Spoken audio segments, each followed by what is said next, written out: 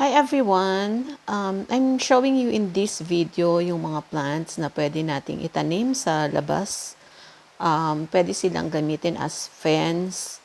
Yan, tulad nung nakikita nyo, ito po ang tinatawag na Eugenia. Ang ganda ng kanilang kulay. Yan. Tapos, pwede rin silang itrim. You can trim them in a form that you would want to keep. For example, pwedeng parang pine tree yung style, ganyan. Or pwedeng flat lang yung top. Parang square or rectangular in shape. Yan. So, itong variety na to, yan yung variety na mapula-pula yung dulo-dulo ng mga dahon niya. Yan po, oh. So, tapos pwede nyo lang itrim yan. Maganda itong variety ng Eugenia na to. Yan po. So, later on, ititrim ko lang yung sa taas niyan.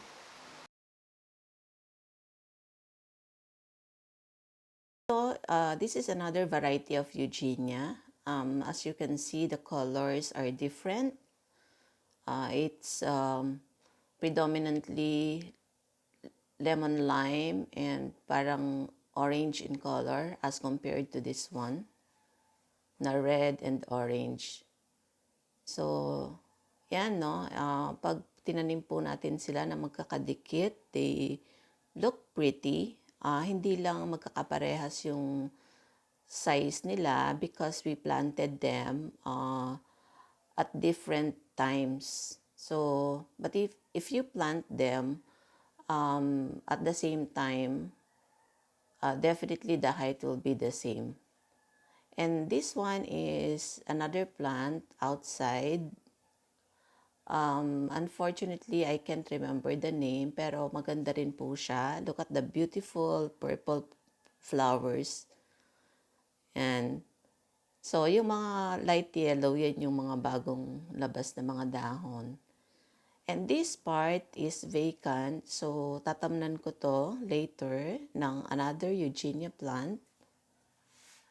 This used to have coconut. Yan. So, this plant can grow kahit mga 8, 9, 10 feet tall, ganyan. And ang ganda ng kanyang mga bulaklak din. So, ito pong plant na to, this is with us for like, I think, mga 15 years already.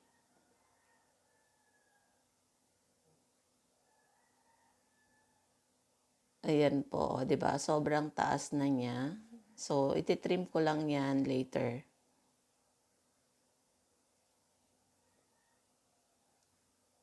So, ayan guys, so very simple na plants na pwede nating gawing hedge or parang mababang bakod sa ating bakuran. And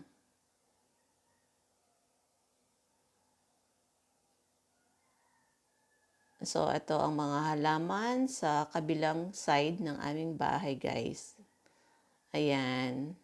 So, kailangan ko pang pagandahin, pero I recommend this plant, Eugenia, if you are looking for, for plants to plant outside. Ito na yung bagong tanim ko na Eugenia. Yan. So, similar yan doon sa lemon ang color. So, hintayin na lang nating lumaki yan, guys. Then, nagtanim na rin ako ng gumamela dito sa kabilang side. I'm not sure kung ano yung kulay ng flowers ng mga yan. Pero maganda rin ang gumamela sa labas. Hindi rin sila masyadong makalat.